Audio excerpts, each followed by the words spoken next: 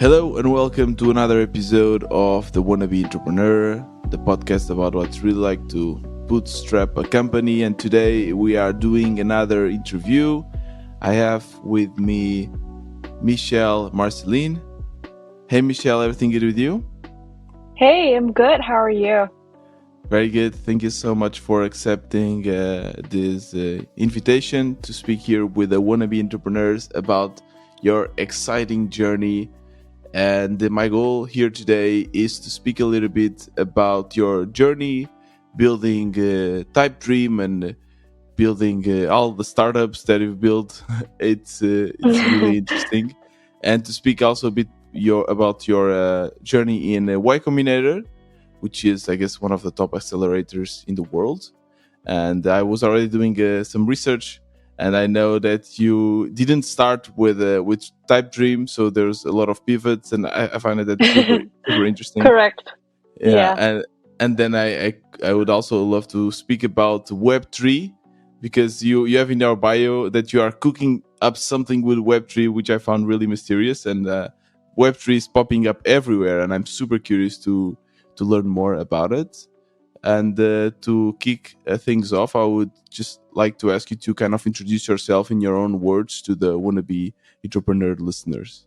Of course. Thank you so much, Tiago, for inviting me My here. pleasure. Hey, everyone. I'm Michelle. I'm a co-founder at Type Dream. I was born and raised in Indonesia, and I moved to the US for college in 2015. After graduating from college in 2019, I decided to take a day job, but then quit just after 3 months to apply to Y Combinator, and fortunately, I got in. So ever since Y Combinator, I've just been building startups, and the most recent one is Type Dream, which is a no-code website builder. Wow! After 3 months, that's very crazy. Yeah. Is this passion for entrepreneurship something that comes from a young age for you? Well, I've heard of Facebook and Google back then in Indonesia. I've Mm-hmm. watched the show, like The Social Network, the Silicon Valley Right. series, but Yeah. it was all a fantasy to me. Like someone from my country, Indonesia, especially my city, it's not even the capital city in Indonesia. Mm-hmm. All of this was a fantasy. I couldn't even dream it because I don't know. I did not know how to get there. Yeah. But when I went to college in the US in 2015, I met my four other co-founders in a computer science class, the first ever actually. And we kind of talked about why we studied computer science and what we wanted to be in the future. Right. And turns out from hanging out with people here in the US, it is possible to work at Facebook and Google. Like it is attainable. You have Right. definite steps to get there. But what about being like them? What about building your own? So that's what got us inspired. And Mm-hmm. me and my four other co-founders, we've been building mini projects. I wouldn't say they were like startup ideas. They were just out of class projects since 2015. And finally in 2019, after we like quit our day jobs, we decided to do something more serious and call it a startup, and submitted that idea to Y Combinator. So all of you quit your jobs together. Correct. That's so cool. So can you introduce a little bit your co-founders, because I find that they will probably be a crucial part of this journey too. I have an unusually large co-founding team. It's the five of us building Type Dream together. Okay, 5. Wow. Yeah, five co-founders. That's why I said unusually large. Mm-hmm. But I mostly do the product and marketing in the company. So I figure out what to do with the product and just build my personal brand on Twitter. For like the marketing strategy is building in public via Twitter. And then the CEO is Kevin. He's in charge of the product, like me, and fundraising. Okay. And then I have three other co-founders. The three of them are technical, so Okay. they're the one who actually build the Hmm. product. Mhm. That's yeah, that's a big team of people. It does seem that Yes, you cover all the areas, but correct. I'm curious to ask. I mean, five co-founders together Uh-huh. since college. That seems like a perfect story. But do you have? Is it easy to maintain? Do you sometimes have arguments or discussions, or you don't just agree? How do you is this relationship managed? Is it always smooth, or do you have some rough patches as well? No, there were definitely some rough patches, but we learned over the years, like we learned each other's strengths and weaknesses and decided to use like the strength to build the company. So let's say we have this guy who always dreams, like, yeah, to Hmm. dream as high as the sky, but there's this other guy who would put up back to the ground in terms of Right. ideation, let's say. Uh-huh. And then there's one guy who really likes to work, like just codes without really thinking how or like where we should take the product. But we have one other guy who doesn't really code, but keeps on researching on where to Right. take the product, something like that. Yeah, we just learned from each other. Hmm. And you are the only woman in the group, right? No, there Or no? is one more woman Okay. in the technical team. Okay. I mean, it really seems like the perfect team. Well balanced. It's really nice. And you just told me that you all live together, and Yes, you transformed one of the floors of your apartment into an office, right? correct. Yeah. So we work, we live together. It's such a cool story. I think I find it really nice. Because you end up kind of being a little family as well, right? I mean, you live together, you Yeah, always the same, you're going through the same journey together. Yeah, it's like a little family, yeah. isn't it? And the five of us are immigrants here in the US, so we don't Okay. have any like family or that many friends. So we're Right. Yeah. each other's family and friends. Yeah. Yeah. Is it a big difference from your home country in the US? I guess it is, right? Like, what are Oh, the yeah, it is. It biggest is. differences? The biggest difference is that, well, I would say my country is still a developing country. Mm-hmm. So when I left, most people were still worried about like sustaining a living, like how to make Right. Right. sure they Right. can still eat and live until they retire. How to make sure how they will have enough money to Mm-hmm. sustain a living. Yeah. Yeah. Yeah. Whereas in the US here, um, it is kind of already clear how you can sustain until you die, and you can dream a little bit more. Mm-hmm. I don't know if this Yeah. makes sense to you. No, yeah, definitely. Was it Yeah. easy for you to do the move to go study? Is it easy for people from abroad to go to the US? Because what I hear is that it's always hard to move there. How was this process for you? Well, the moving is not the hard part. I would say the barrier is definitely the cost, but I was fortunate enough that my parents could afford and sent me Hmm. here. Right, right. And it's not how far. I was curious about this. Like, how far is the flight Mhm. actually from Indonesia to San Francisco? It's really far. It's No, it's far. really, yeah, it's Ah, it's really all far Pacific, because right? there's no direct, yeah, it's all over the Pacific. There's no direct flight too, so you have to calculate the transit time.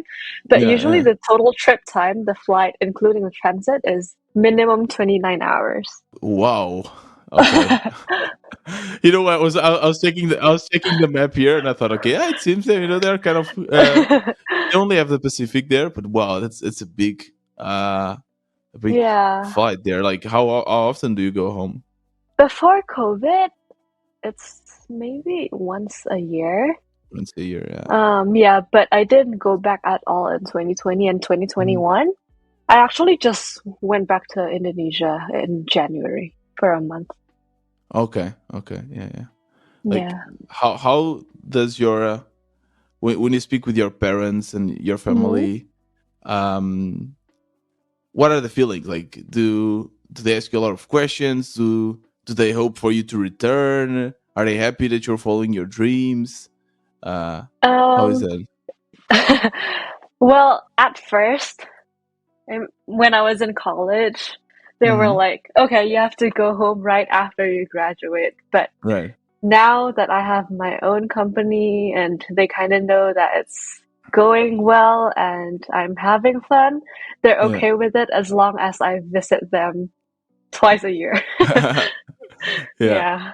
And then COVID came. Yeah, and then COVID came. Yeah. But yeah, I actually don't mind doing that. It's always fun to go back there and to catch up with Yeah. my It must families be a and beautiful friends from country. back home. Yeah. Yeah.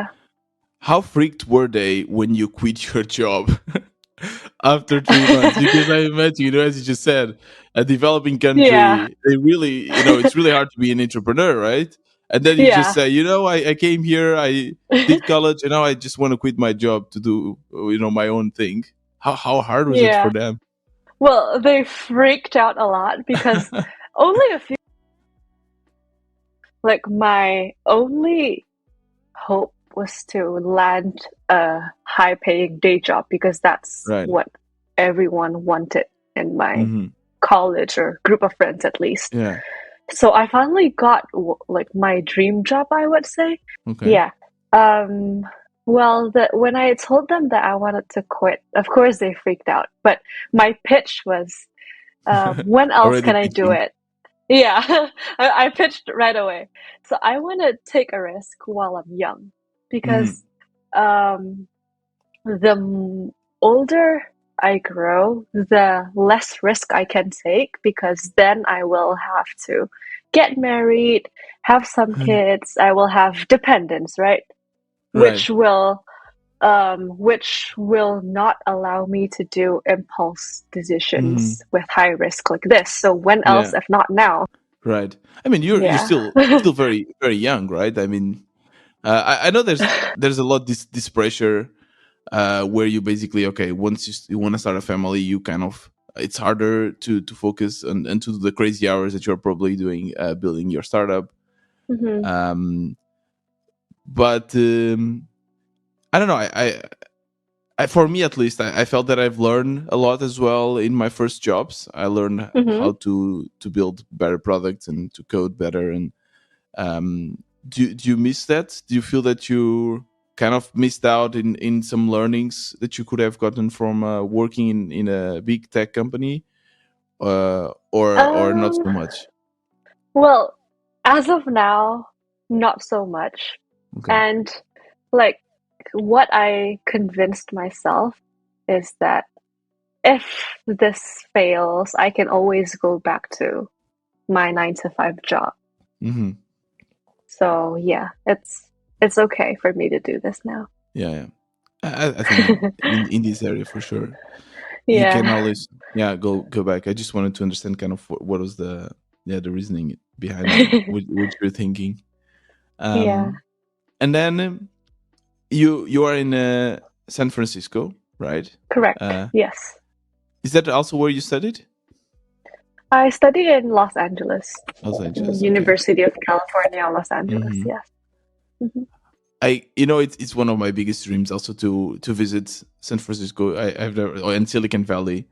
Also because growing up and watching Facebooks and Yeah. all of that amazing things, and also Y Combinator, and listening to all the Hmm. podcasts and all the content about startup. Hmm. How crazy is the world of VC and startup there? I've heard from some people that live there too that kind of the founders, Hmm. there's the cult of the founder, and the founders are like rock stars, and being a developer is like being a rock star in Silicon Valley. Is that true? Do you feel the same? I feel the same. I feel like everyone I meet here is like really cool, and every time I'm in a room, I'm always the dumbest person there. But I guess How it's good because then you is it? get to Yeah. talk with them, you get to be inspired, listen more, and grow Mhm. from there. Is it a good place to live just for the networking? How I many think so. billionaires do you know? Well, I don't know any personally, I think. Only But millionaires. yes, it's a good place to live. Like aside Hmm. from the network itself, the weather is really great. Yeah, yeah, There's a lot of water here. yeah, Like yeah. the island is separated into two with water in the middle and the bridge. Wow. It's really pretty. Yeah, and then It's in terms of amazing. the network, it's crazy such that there are always networking events happening everywhere, like almost every weekend. Let's say Facebook would hold a networking event here. Product Hunt would hold it somewhere else. Wow. This other big company would hold it.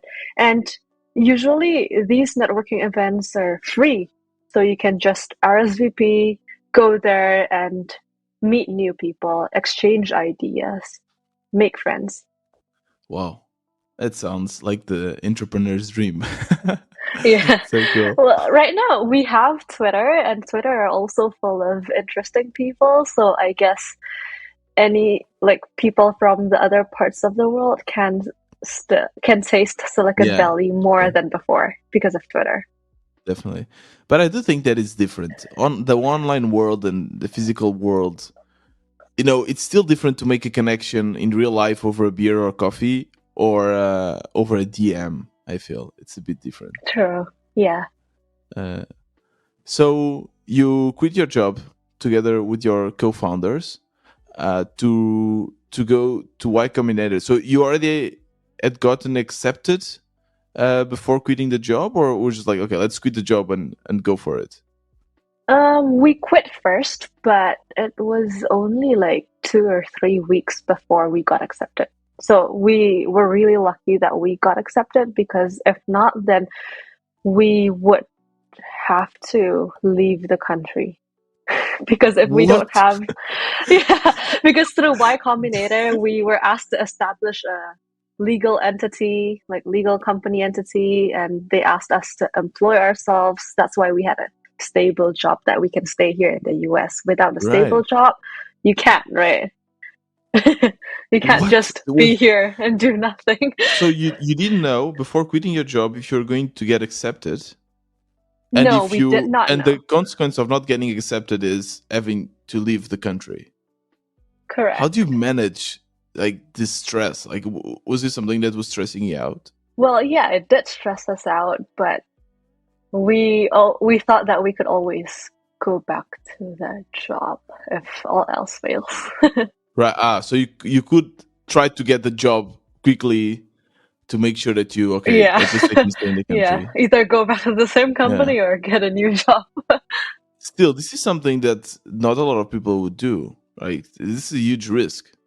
Yes, Um, it's. Do you consider yourself well, definitely a risk taker, right? I do. Yeah, I can definitely see that.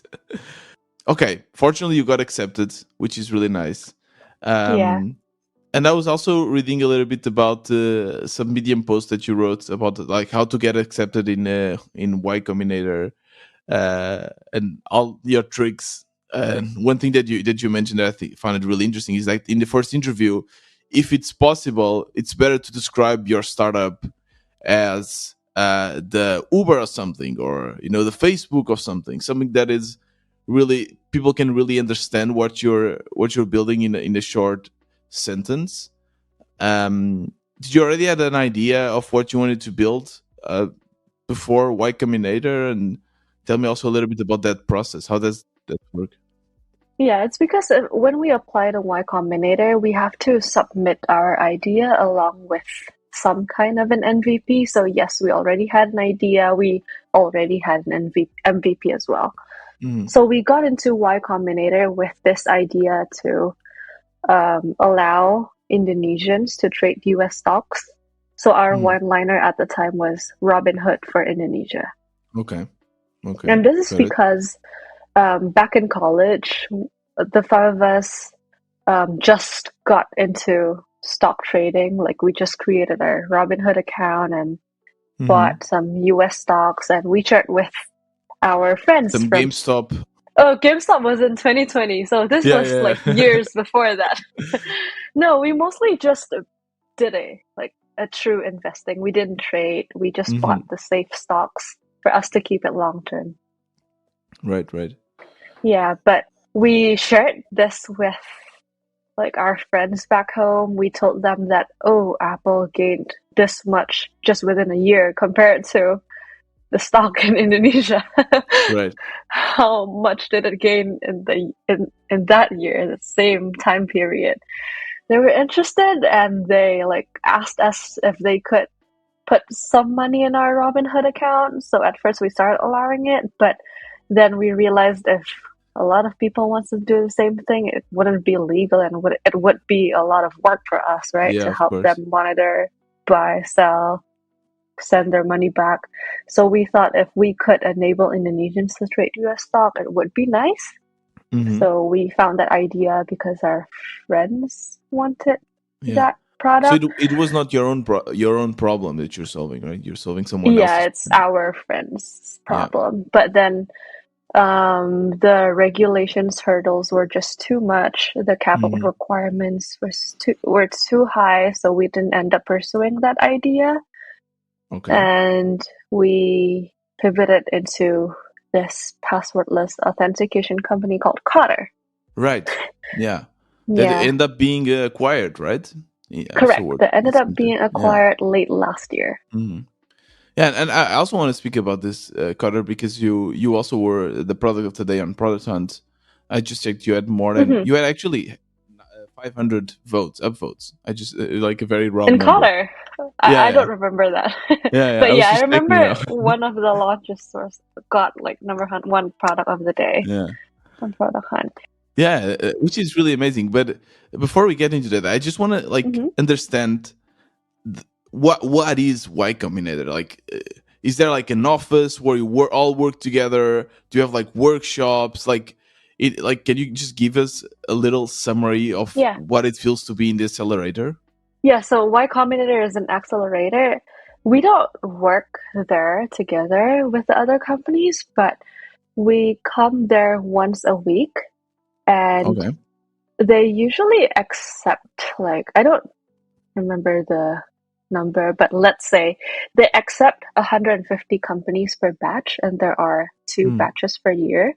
Okay. That's And cool. from these 150 companies, they separate it into four groups with Okay. three group partners each group. So the group partners are usually Y Combinator alumni, like those who were in Y Combinator, Mm-hmm. made their own startup but decided to go become a partner, Right. or just someone from the VC space or past founders.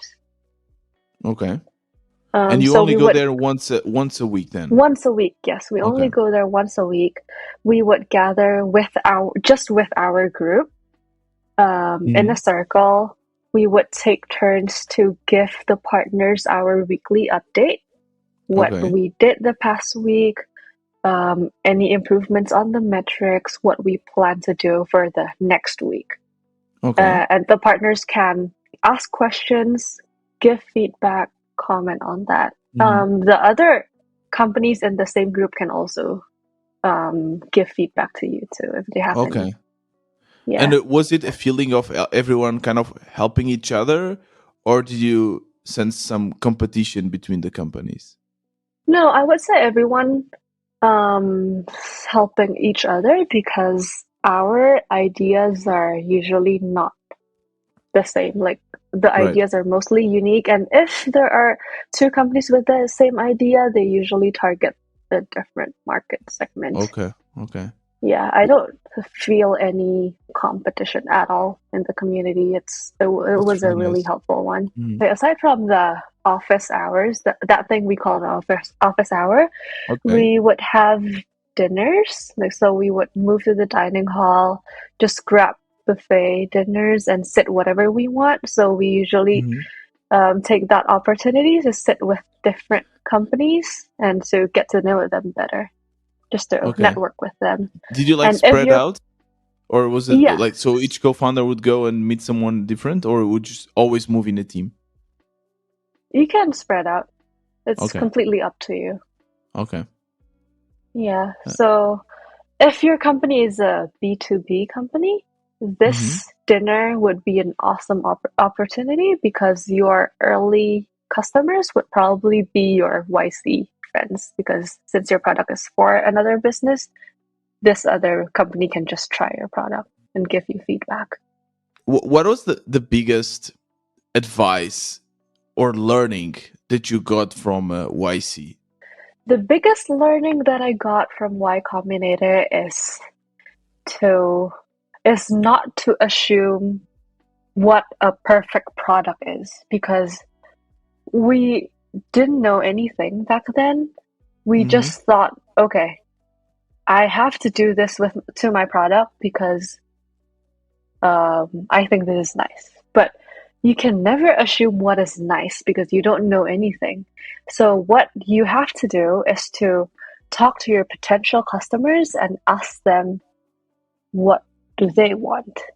Okay. And before even asking what they want, because what they want is meaning what feature you can build with your product, right?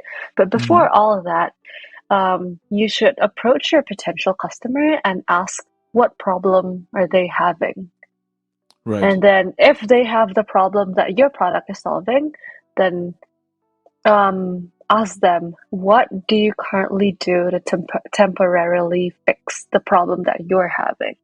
Mm-hmm. And if they're already working on some fixes or if they don't really care about the problem, you can always find the red flags. But if they are doing a temporary fix but still looking for more, then you can start offering your product. Okay, if I built this for you, will it solve your problem? Mm-hmm. And then you can ask the following questions like, what features can we build to improve your life? Um, what can we do so you're willing to pay for our product? Mm-hmm. So always ask your potential customers to not assume because you don't know anything. Right. And you do Mhm. all that before even start writing one line of code. Correct. And that Okay. is what we did not do previously, not until we learned from With YC. the Robinhood app. With the Robinhood app, Okay. Okay. yeah. So, but I guess there the it was different, right? So the problem here, the barrier was more kind of different issues, like not financial but law issues. That's why Yeah, you stopped, but I right? guess the bigger barrier was the regulations. Mm-hmm. Yeah. Okay, got it. So you did a pivot, right? You then started working in Qatar, right? Hmm. Is that okay to do that? To just completely switch your Yeah. app in the middle of YC? Yep, it's completely okay. I would say a large percentage of companies pivot in the middle of the Y Combinator batch. I would Okay, say almost half. So that's very common. And YC even said that interesting. they invested in the founders and not really in the idea. Like they care about the idea, but not so much they Interesting. care Yeah. more about the founders because they believe that ideas can come and go, but what makes a company successful are the founders. The And if the founders. Yeah. founders are formidable, then they can just pivot until, like, Hmm. they will not give up until they succeed. Yeah. True. True. True. And how diverse was the group of people there of the founders? Like different ages, different Hmm. countries, different backgrounds, or Yep, was there like a very pattern? diverse. Yeah. Very diverse. Yeah, correct. Different ages, different backgrounds, different Right. countries, race, It's everything. it's very. It seems like an amazing place to be, and you've probably met. Are you still friends with people you met there? Yes, and the amazing part is that the alumni network is really strong because we have this internal platform called Bookface where only YC alumni can join. Mm, It's like a mini Reddit but for YC alumni, so we can still connect with our YC friends there. that's cool. What do they get in return from helping you out? They invested 150,000 USD for 7% in our company. Wow. Okay. So they're an investor. Got it. Yeah. Yeah. The you so they invested in Qatar, right? Yes, but it's the same legal entity, so it's still Type Dream as well. Ah, it's the same. Okay. Yeah. So you're kind of all, I guess, demotivated because it didn't work out with your previous app. How did you just like, okay, let's find something quickly? Tell me about how you came up with the idea. With the idea of Cotter. Yeah. Okay. So we got accepted to Y Combinator in October 2019, but the Okay. batch did not start until January 2020. Okay. So we had like 2 or 3 months there.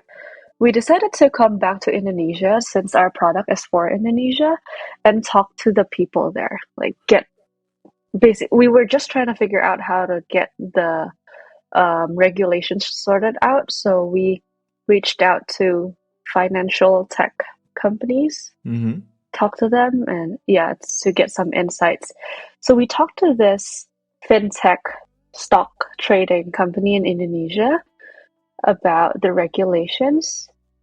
Um, but then they saw our MVP and they saw our login Okay. solution, Mm-hmm. like how we authenticate users, and they were interested. Like, okay, how did Okay. you do that? We really need the solution.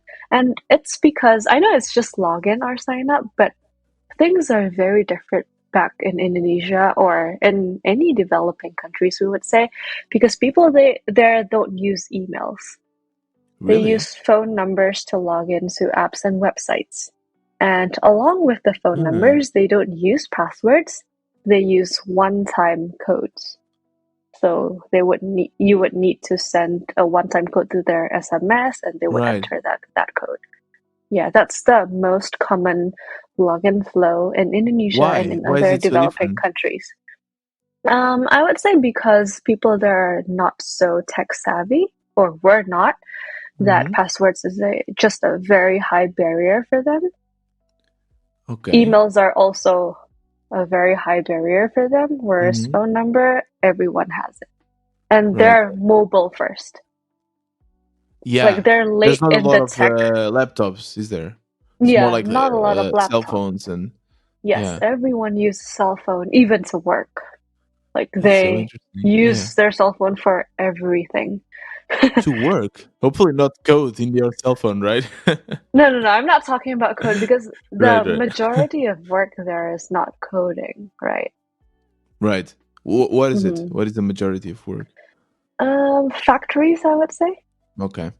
Mhm. So yeah, they would contact their suppliers, their clients, everything Mhm. through their phone. Everything is through a Right. phone call. Your Robinhood. I keep on calling it Robinhood, but it's not. But like The your Yeah, the Robinhood Robin like Hood for app. Indonesia, right? Yeah, Yeah, exactly. So you implemented the login with the phone, right? correct. Yes, And correct. then you found that this company was interested actually in the way you implemented it, which is something really interesting that also happens a lot with bootstrapping, which is like you start with something and then to build your first app, whatever, you build a piece of technology that then you realize, wait, just this piece of technology might be interesting. And that's what happened to you. Yes, that is what happened to us. Like this other Okay. company were interested in our login flow and asked us if they could white label it instead of building it in-house. Okay. It's amazing. How do you react to something like this? You know, you come there to pitch something and then they come, wait, by the way, I'm just interested in this. How much does it cost? Like, how do you react? Like, did you think, okay, Well, this of is an course, opportunity, let's grab it? Or it was like, okay, we are not interested in that for now? we just took it. And then we didn't say anything during that particular meeting, but we came back eventually. Tell me about how this go after that meeting. So your co-founders and you're like, hey, are you surprised about this? Like, shall we go for it? Or were some of you that said like, okay, no, just ignore it and let's focus on the Robinhood for Indonesia? I think we didn't really discuss about it being an opportunity yet. We wanted to Hmm. focus on this Robin Hood for Indonesia thing. Right. But then after weeks of trying to get the regulation and seemed to reach a dead end, we just remembered of that moment. Oh yeah, this company was interested in this feature. Yeah. Why Yeah. don't we explore more? Yeah. Yeah. So you went back to interviewing potential customers, trying to find, like, you went back to basically almost the beginning, right? Correct. Every time we pivoted, we always started from zero, I would say. Okay, okay.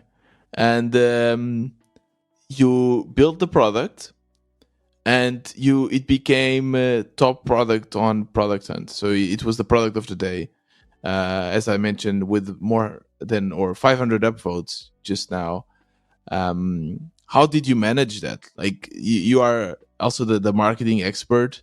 For me, I never get more than 20 upvotes on Product Hunt. So you didn't have an audience before, right? So you just released Yes. this, and how what can you give some tricks and tips on how to get that far with the Product Hunt? Yeah. So I have some tips and tricks, like the story behind Type Dreams product and success. But for Cotter, yes, I didn't have a Twitter audience back then. I haven't even started building my Twitter account. Mm-hmm. But I used to, since Cotter is a very technical product, my CTO used to write articles on Medium and dev.co. It's a like Mm-hmm. developer focused Right. Yeah. Yeah. publication. WPO. We used Mm-hmm. to, yeah, we used to write about why passwordless is the future, about the technicals of authentication. Mm-hmm. So we built our audience there. You're already writing with the goal of building an audience, right? I would say it was to get some product engagement, to talk Right. more about our product, Mm-hmm. to validate the idea. You know what I'm curious here is that, how do you learn this? Because this is something that took me a long time to understand, that you need to build an audience first, that you need to write content just to get people to be interested in your product. Um, was this something that was being taught in Y Combinator? How to get an audience, how to get people, how to get traction, or how did you learn this? Because you just came out of college. Yeah. Um, Yeah, so it was not from Y Combinator. It's actually because when my developer team were building this product, they Googled, of course, they didn't build it from scratch, right? Like they did a lot of Googling to mhm, eventually build the product. And during these Googling sessions, they found that reading someone's articles about the topic really helped. So okay, once they were an expert in the field, they also wanted to do the same. okay. They just And wanted to give back. yeah, and another reason is like when they search in Google about like the certain keywords they want to find, they were led to these articles. So they also thought, oh, SEO hack. If I want these keywords Uh, to lead to yeah, Cotter, then I will write some articles about these. yeah, So yeah. yeah, we kind of figured out SEO on the go because we benefited from SEO. We also, as a user, we also want to benefit from SEO Right, right, as right. a maker. It's interesting that all the team already had this in mind, the marketing part in mind. Especially you just mentioned your CTO, um, which normally when you're more a developer, you don't think too much about marketing. This is a painful lesson Yeah, that we all the bootstrappers learn, that okay, actually it's 80% marketing and 20% correct. developing. But it's funny that all of your team was already there. I guess it's from Y Combinator. We realized that Mm, we can never just build. okay. We, as a founder, we have to wear multiple hats. We have to do Mhm. anything to Yeah. succeed. Definitely, yeah. So you mentioned Kotter, and then you mentioned Type Dream, and you say it's kind of the same. But then I've seen that Kotter was acquired, so, and you're still working on Type Dream. So what is actually the difference between these two? It's a two completely separate product. By the same mean, like they were under the same legal entity, so they Right. were both a YC company. Hmm. Okay. Yeah. Okay. But in terms of product, they're a completely separate product. Okay. Tell me just the story of Kotter. You developed it. Once the product was ready, um, how mature was your first product? I think this is really interesting to learn, because it's a B2B, right? So you need some features to be able to sell. So what is your take on that? Like, what are the minimal viable products that you need to do? How do you come up with the features? Well, the thing is, the product idea is simple. It's just log in and sign up, right? Mm-hmm. So the MVP was just that core product, Okay. just the fact that other company can use it to allow their users to log in and Right. sign up. As like a But JS snippet or something that they could just introduce in their own code, yeah, or they how can did just it? copy paste to their website. Okay. Okay. Yep, it's a JS snippet, correct? Mm-hmm. And you Yeah. built that, and you how did you acquire your first customers? I guess one customer you already had, but Yeah. what about the others? And then B2B, mostly word of mouth. Like Okay. from that company to another to another. But to be honest, it was quite hard to acquire B2B companies based on our experience at least because well we didn't have any experience in Mm-hmm. getting B2B clients and we faced the chicken and egg problem in which the big companies don't want to use us because we're small and the smaller companies don't want to use us unless the big companies use us. Huh. Interesting. I didn't know So that that was an issue with B2B. yeah, it Okay. was our issue. I'm not sure if that applies to Mm-hmm. anyone else, but that was what we faced with How did you solve B2B it? sales. Well, we did not really solve that, I guess. That's why we pivoted. Huh. But then Yeah, this but is the at part least that I'm surprised because mhm, you pivoted, but it was acquired. So how do you pivot and still sell it? it is possible because we put it under maintenance mode. So Mm-hmm. we still fix the bugs, but we didn't build any new features. Got it. So Yeah, when you sold it, you were already working on Type Dream. correct. Ah, okay. Correct. But we still, yeah, we still maintain Cotter. Okay. And you sold it mostly because of the app itself, not because of the profit it was making. Is that correct? It was for the technology, yes. For the technology. Okay. How did it feel, you know? Because we are just chatting and it seems that everything was like a breeze and chilled. But I can imagine that you were under quite some stress, right? So how did it feel to get this company acquired by Stitch, right? Yes, by Stitch. Well, it felt amazing because at least it was for something, because we've gone through a pivot before as well, like from the Right. Robinhood app. Mm-hmm. We thought this was gonna be another pivot in which we won't be able to do anything with it and just forget it. Mm. But Right. turns out there's this other company who would like to take it further and take care of our current customers because our main concern at that time was like, what will we gonna do with our current customers, Right. right? Yeah. Because they love some of them really, really love our product. So Mm-hmm. it's it's painful that we have to tell them that we are no longer developing Mm-hmm. or even shutting it down. Right. So we were really, really thankful of this Mm-hmm. acquisition that someone's finally taking care of these Yeah. customers we really care about. Yeah, and this is something that also I find it to be a huge challenge, and I really don't understand. Maybe you can help me here. So you had customers that loved your product, right? So it was Hmm. solving a problem. It was a good Hmm. solution for that problem, but then you couldn't scale to enough customers to actually make maybe the profit that you're looking for. Why do you think Correct. this happens? Why do you think that you have a product that people want to use but you just cannot scale it? Like, was it like mostly a marketing problem? Was it the chicken and the egg problem and you just had to invest more money into marketing? How do you have any theory on how you can solve this? Yeah, I would say it's the marketing problem in which we are not the right people to build this product because we didn't have any qualifications. Like, who are we? We are not cybersecurity people. We didn't previously work at some Mm, big cybersecurity companies. Because let's say, if the one who built this company previously worked at a cool cybersecurity company, then people will have more trust in you. These right. big business owners will have more trust in you and Uh, they might not have the chicken and egg problem. it's more like a networking kind of problem. Yeah, So why networking you were in San Francisco? I kind mean, of you're in problem. Silicon Valley. Couldn't you just like find someone that is an expert and in security and bring them on board?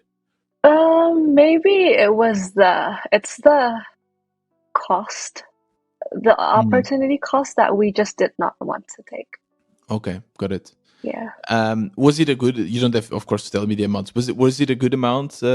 Was it able to somehow pay the bills for you too, or was just not so much when you got acquired? Oh, it's actually a really nice amount. Okay. And on top of that, we also closed a seed round, so we can sustain a Mm, living here. okay. So, quickly speaking about Type Dream, it's also kind of a no-code tool, right? It help. It's like kind of Webflow, right? Like you can easily build websites. Correct. How did you come up with this idea, and where what's the state now of the app, of the product? Yeah, so we got the idea to build Type Dream from Cotter, actually. Okay. So um, we started seeing Cotter being used by no-code websites and apps just because our solution was so easy. Like you can simply copy paste our JS script to your website to Right. make it work. Um, and then from our users, we saw that some of them built their websites on Notion, like not Webflow, not any of those popular website builders, but Notion. They build the And websites on Notion. on Notion, yes, they built What? their websites on Notion. Okay, I really don't understand Notion then. One popular example is Site Hustle Stack. Okay. It's a directory of freelancers, gig work, I would say. And it's really big, and the website is built on top of Notion until today. Side, you said side hustle stack. Sitehustlestack.co. Okay, I just open it. Yeah, yeah. Okay, it Yeah, looks like Notion. this is Notion, right? Yeah, But yeah. this is a really big site. It helped a lot of people. So you found that people were building websites on Notion, and then Yes, and then they integrated Cotter for the login slash sign up solution. So we started interviewing them, like, why Notion? And then they said it's because they're familiar with the tool. They are already a Notion user. They love the what you see is what you get editor, in which you can just type wherever you want the actual text to be. Whereas mhm. with other website builders, you would have to check their left menu bar and drag a text box to the actual page Right, to type, right. right? Hmm. Yeah. It's that simplicity Hmm. of Notion that attracted them. Okay, and you decided But to make a product for them. yeah, we decided to explore the idea further. Like we Hmm. asked them, we decided to follow YC this time. So we got the idea, but we decided to talk to them more. What they're currently doing? Are there any problems with the Notion to website solution and things like Okay. that before actually building TypeDream? And we found two main problems with Notion to website at the time. I'm not sure if it's still true now, but at the time, you can't make buttons on Notion because Notion is a note-taking app. They don't need a default button, but Okay. button is a crucial element of a website. Hmm.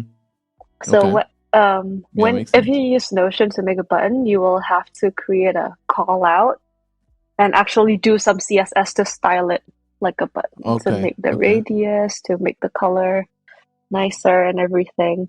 And then the other component that is crucial to websites but not to Notion is navigation bar. So you found a way to build navigations bar and to build buttons for Notion websites, and that's kind of what Type Dream is about, is it? It's not for Notion websites, but we decided to make a completely separate but Notion-like editor, but it's independent of Notion.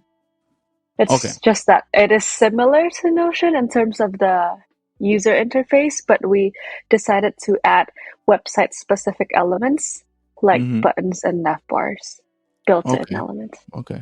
How is that process going? It's like, do you have a lot of clients? Is it easier to get users? How is that going? So for Type Dream, luckily we did like everything right from the start. So Okay. um, the day we wrote our first line of code, we have started building in public. We shared that to Okay. Twitter. We shared every single thing we built before even onboarding any clients. So people started following us, following Hmm. our journey, and they were interested. And we got like kind of a lot of traction because Notion was booming at the time. Yeah. It was very Hmm. hype. Um, and then when we were finally ready to invite some users to test the product, we got a lot of people on the wait list because they have been following our journey building the product itself for a few Right. months. Right. That's very interesting. So building public is also a thing for the VC and the Y Combinator scenario. Because I thought it was more for bootstrappers and people that have no money and they have to build in public to somehow get some marketing for free. And I thought that for startup world, you just you get investment and that's it.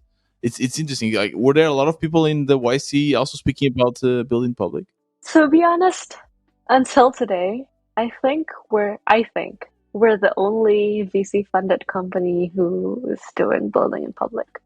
Wow, Yeah, wow, like that's none of my Twitter connections slash friends are VC funded, I would say. yeah. Yeah, I just started following people in the no code community because I found out of this Notion to website thing, and I found some pioneers in the no code Mhm. bootstrap world, and just decided to try to do what they did because it's working, and I actually enjoy Right. reading their tweets, their updates. Do you think that this gives you an edge to be the only one that you know that builds in public and still tries to raise money? Do you think that you become a better product maker if you build in public and you do the things the way you are? Yeah, I would think so. My thought is, although we're VC founded, I personally don't think it's wise to spend our funding money on paid marketing, like ads or things like that, when Hmm. you still haven't really figured out your product, because Right. the customer acquisition cost will just be too high, right? Your product isn't Hmm. even perfect. You're already spending money and just spreading it, spreading the ads everywhere because you don't know what your niche is yet. Yeah. You don't Yeah. know Yeah. what Yeah. your target market is yet. So I think it's really wise for us to start bootstrapping our marketing. Right. That way we know who our target is. Like Hmm. now we Hmm. know it's startup Yeah. founders and Yeah. freelancers. And once our product is like more mature, I would say, then it's finally Yeah. wise to start doing paid marketing. Yeah. Then yeah, it makes Mm-hmm. total sense. I don't know. For me, that's kind of what I think. I think that uh, being a bootstrapper is really the best way to learn how to actually build the product somehow because you don't have any money. So there's no way that you can spend whatever 100,000 euros or dollars, whatever, in ads. You just really have to build something with product market fit. You really need to understand your customers.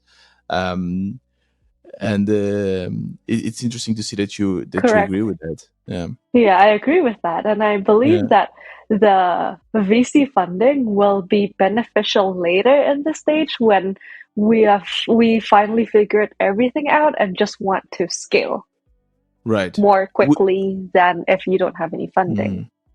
Yeah. Which is the phase where you are now, right? You're getting your seed round, or did you already get it? We already close to the seed round. Okay. So now that's your the stage you are at, right? Like Correct. you raising money. Um, what are the next steps for Type Dream? The next steps would be to dive into Web3. So, basically, what we are trying to do is to make sure we follow what's happening in this world. Last Right. time it was with the Notion hype, the no code hype. Now that everyone's going into Web3, we also want to be Hmm. Okay, this is perfect for the last topic here of our interview, which is what is Web3? there. Okay, so a simple definition is, let me start with Web 1. Web Okay. 1 is those kind of websites in which you can only read. Like they display a set of Hmm. information. You can only see the information without doing anything. Right. Static You as the HTML kind of visitor. thing. Yeah. Okay. Web 2, you can read and write. So there are a set of information you can view, but then you can also write something to it, like let's say giving comments to someone's blog post, Hmm. upvoting a product, Right. Okay. liking or More dynamic. disliking it, Hmm. liking an image. Yeah, you can add something to it, like you can write something to it, right? Okay. And then Web3 is read, write, and own. So you finally have ownership on the content you post online. What do you mean with it? Because I mean, if you write a comment, you also have ownership on that comment, right? So But if someone copy pasted your comment and write it as their own and they're somewhat more popular in the social media, then it would be them and not yours anymore. right, right. Yeah. With Web3, you can't do that. They can always track who the original author is. So that's connected then with blockchain. Ah, okay. I mean, it's still kind of surprising for me how this works, but so anything you write, any comment, any blog post will Any forever be images you connected with you. upload, yes. Any image you upload. Okay. Any images, any music, yep, anything, any content online Okay. will Okay. always be able to be backtracked to you. And how is then Type Dream using Web3? Right now, we're currently building something bigger in Web3, which is still in the ideation stage, so I can't really talk much about it Ah, yet. okay. But Mm-hmm. what we're building, like the smaller projects we have built and launched in Web3, are so last time, the first few months of the NFT boom, people were buying different kinds of NFTs from this Yeah, and that. yeah, yeah, Yeah, yeah. they Crazy things. some Yeah. one Pieces of person can Mars. own like five or more NFTs, right? Mm-hmm. And they wanted to display that somewhere because the world is now online and their identity are NFTs. So Right. they want to display it as a part of their portfolio. How? They want to display it on their personal site, right? But how? Do you want to just take a screenshot of your NFT image and upload it to your website? That's not ideal. So we Mm. decided to build a way for them to be able to um, import their NFT to their personal site, Okay. so so they can display the NFTs they own in Okay. their personal Okay. portfolio. That's the first mini Very project we did interesting. in Web3. And then the second one, just a few months after the whole NFT buying hype, now people want to make their own NFT. They don't want to just own, they want to make their own. Right. Yeah. So a lot of people, especially companies, they were building their own NFTs and allowing people to mint, usually as a Mm-hmm. gateway or an access to their company's features. Right. What So is to usually mint an NFT? to claim it. So Right. Okay. um, let's say this company A releases an NFT in which the owners of the NFTs can get access to the company's A's premium features that are not available to the general public. Mm-hmm. If you're a user of company A and you really want to access company A's premium features, then you would claim this NFT of company A by Okay. minting it. And since you have this NFT in your possession, you can now access the company's premium features. Okay. What is Yeah. the difference between that or just be an early user and you're just the first user and then you just get access to live, or you just pay something in the beginning and you get Mhm. access to live. Like, what is the difference Yep, between that? same thing. It's just that in Web 2, people use waitlist using email. In Right. Yeah. Web3, people use this minting thing. So if you own my NFT, you can access my feature. Right. And where do I That's it. store it? Is like in the wallet, like In the Bitcoin wallet. and crypto? Okay. Wallet, yeah. hmm Okay. So yeah, since more and more companies wanted to enable their users to mint their NFTs, and not all companies are technical companies, Mm-hmm. we decided to make a way for these companies to make a minting page Ah, without any codes. very interesting. And hmm what is the name of that product? Is it already available? It's in TypeDream. It's just a page template, one pager Ah, minting page template that can right. actually Got function. it. Yeah, yeah. Uh-huh. So TypeDream is you can build websites with the Web3 technology, right? Within the Web3, um, creating your own NFTs, doing all of that. You can do that with TypeDream. NFT minting page, yes. Yeah. Wow. So yeah, Okay. you can create an NFT minting page with the Yeah. Web3 functionalities inside Dream, correct? Right. It's interesting that this is kind of replacing email. I never thought that this was one of the reasons, or that one of the consequences of NFTs, that they would replace this ownership, Like right? wait So lists. yeah, Yeah. exactly. Wait lists and Yeah, well, people hardly use it to do that. I'm not sure if that's the end goal, but it's the current hmm. trend. So I buy a ticket for a concert, right? And now hmm the process is I get this ticket on my email. It gets some kind of QR code or something, and hmm then I always keep it in my email until I use it, and then I kind of delete it or drop it or forget about it. hmm You're saying that now people will sell NFTs as tickets, right? Correct, correct. And then I will keep this in my wallet, and hmm that's how I would use it. And there's ownership forever. Like no one can steal this ticket from me, because it's with the blockchain technology, it's really impossible to do that, because this my name is always engraved there in the Correct, token, right? correct. You cannot transfer it as well. So you will use this NFT as your ticket to that concert, Mm-hmm. as well as if, let's say, the same concert company is holding another concert in the future, you will be notified as well as the NFT holder.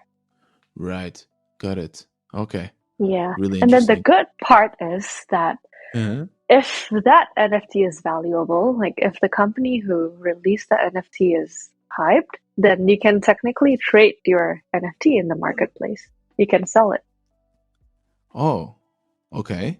in like You can sell. OpenSea or something. Mm-hmm. Yeah. And this is maybe something else that you want to build with TypeDream, a platform where you can sell and buy We don't your have own any money. products in that Yeah, yet, but yeah, you can yeah, sell it. It's tradable. right. Well, with tickets, you could also sell it in Facebook Marketplace or Yeah, something, but I guess exactly. this is That's what I. easier.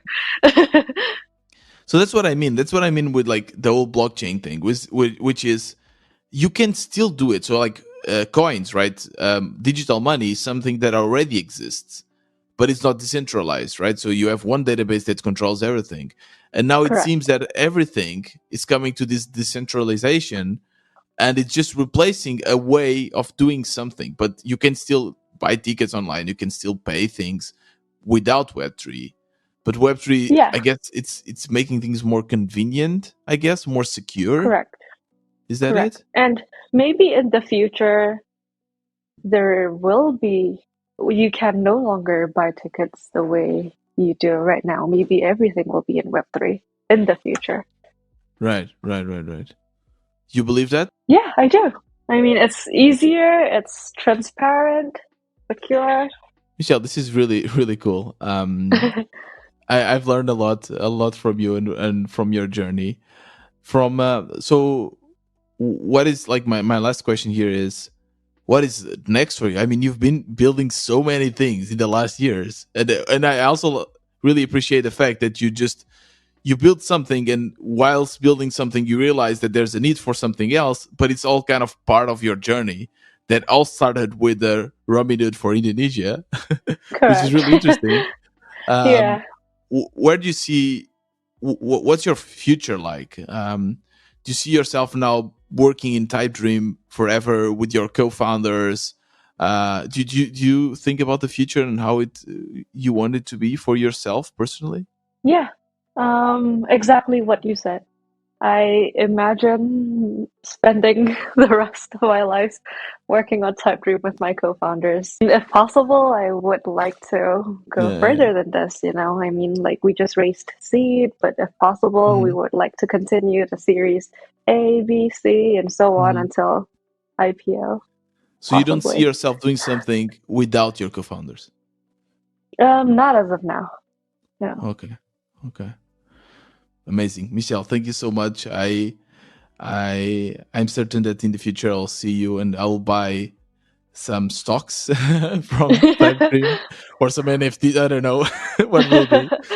Uh, but it was really a pleasure chatting with you. Thank you so much for Thank borrowing you a so little bit much, of your time. Thiago. It was really fun. Thank you so much Yeah. for the I will. opportunity to be on your podcast. Yeah, my pleasure. And I will link your Twitter profile, Type Dream, and everything we talked about really in the show notes so that the users can Mhm. easily access it. Okay. And yeah, for the listeners, there's a lot of other interviews about bootstrapping, entrepreneurship, building in public in my website, wannabe-entrepreneur.com. So you can just go there and check it out. And this was another Wannabe Entrepreneur. See you next time.